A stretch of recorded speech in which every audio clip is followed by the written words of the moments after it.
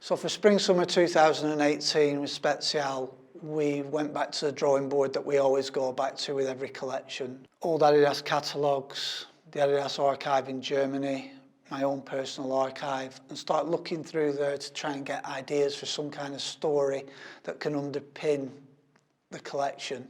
With it being 2018, it was the 30th anniversary of the second Summer of Love and Acid House, and it felt like an interesting story to tell because Adidas had such a relevance within that subculture. With the footwear collection, it was the usual challenge, which is trying not to make a collection that's one-dimensional, trying to do something that appeals to a number of different audiences. We try to create new products within the confines of a certain aesthetic. You know, the aesthetic that I personally am in love with from Adidas is from the kind of 70s through the 80s. You know, when the trefoil was kind of at its height, I guess, before the 90s, when the logos kind of started changing. I wanted to get a mix of, putting a couple of iconic shoes in there. So, for example, the Columbia and the ZX280, but then, offsetting that against kind of new hybrids that are based on old archive products that have been kind of tweaked to create something new, basically. So, where to start? First drop. This beauty, the Glenbook SPEZIAL. This is an important shoe to the collection because if you're going to tell an Acid House story, it's impossible to tell that story without talking about Adidas running shoes. Running shoes were the best thing to wear if you were going to go out all night dancing. These, I think, date from probably earlier than 1988. They look more like a mid-80s shoe. But the thing I found particularly interesting about this shoe was this lip here, which we've managed to reflect in the reissue. This lip is it's an interesting story because a lot of the webbing shoes from the 80s, things like the Oregon or the Web, you sometimes see this on them. And the reason for this lip is because of a thing that they used to do when they were manufacturing shoes in the 80s called grouping. What that was, a lot of shoes were made under license in different countries. To save money in the manufacturing process, they would make less molds. So if they got like a size 8 tooling, they would use that tooling for a 7, a 7.5 and an 8. So consequently, if you bought a size 7 shoe, often it was on a size 8 sole, so you would end up with this kind of gap and this ledge around the edge of the shoe. And I've never seen it recreated on an archive reissue shoe before, and it's one of those kind of weird little quirks that I wanted to try and reproduce because aesthetically, whilst it was a cost-saving exercise, I actually think it looks really beautiful and it just gives the shoe, I don't know, a slightly more authentic feel. So the running shoe is an important part of the kind of storytelling. And then this bad boy was the other colourway of it. We decided we wanted to do it in 2 colourways, and this one is very deliberately produced in this kind of almost like a, what's the word, a homage to late 80s torsion styles. I used to wear a shoe called the ZX 5020, which was a girl's running shoe at the time, or a lady's running shoe, and it was grey with pink stripes and a blue midsole.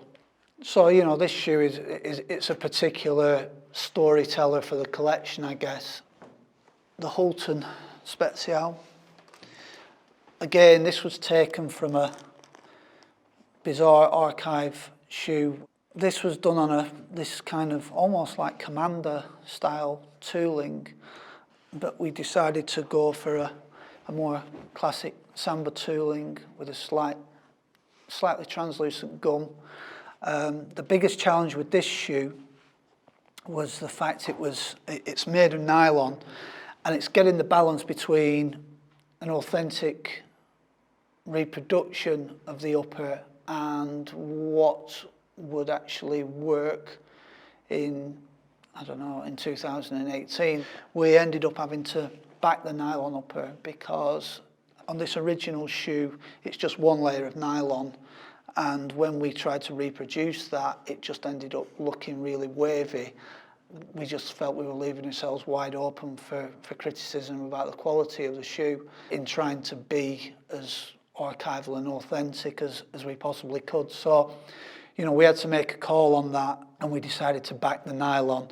You know, you've got this kind of suede tongue, but the upper pattern's not dissimilar to the original, but when you change the tooling, then that means you have to make tweaks to the pattern and the specs. By no means were we looking to do this as a one-to-one. These stripes have got this kind of woolly finish to them. We decided to go for this tape instead. So looking inside the shoe, you've got this all-over print on the footbed, but the other thing you've got in here is this gold sticker, which was based on the sizing stickers that they would put in archive shoes. One of the big discussions we had was about the mod trefoil graphic, which has become integral to SPEZIAL's identity. For now, we felt like it was a nice compromise to just use it on the sizing stickers. Whether we'll use it on the outer of a shoe in the future, that's still a question that's ongoing. We've got the adidas Padium SPEZIAL.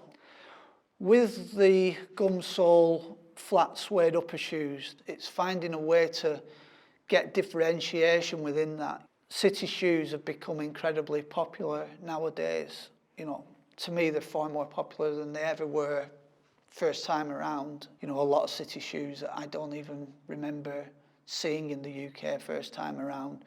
So we looked at some of the Japanese catalogues, we looked at some of the AS series, and because it's a summer range, we thought about just making these vent holes slightly bigger than you would ordinarily get. You've got this flocking on the stripes, which is an incredibly authentic feature. One of the discussions that we had a lot of back and forth on was the depth of the toe box. I'm just like, move the eye stay further forward, move the eye stay further forward, and the guys in Germany are like, slow down with the eye stay, like, you know, and we were kind of running out of space at the front of the shoe, but I love this kind of almost this really stubby look here. You know, for me, it's something I do with a lot of SPEZIAL shoes. I'm constantly trying to push this eye stay as far forward as I can without it looking odd. The colour of this shoe, again, was to support the apparel and support the story that we're trying to tell. It's not an OG colourway, but it's something that could have very easily been an OG colourway at that time. So here I've got the indoor sport. This was an inspiration for the shoe that became the indoor creft SPEZIAL. Most of the features of this shoe have been kind of reproduced one-to-one. Slight difference on the eye stay, and a deliberate difference was we moved the eye stay slightly forward because I felt the distance here. It was kind of setting the eye stay back a little bit further than I just thought it could look a little bit nicer with a few millimeters further forward. But on the whole, it's pretty much one-to-one by that. You know, even things like inside the shoe as well, we've gone for this. It's a different graphic execution on the footbed than we've done with on some of the other styles, but that was again inspired by the original shoe.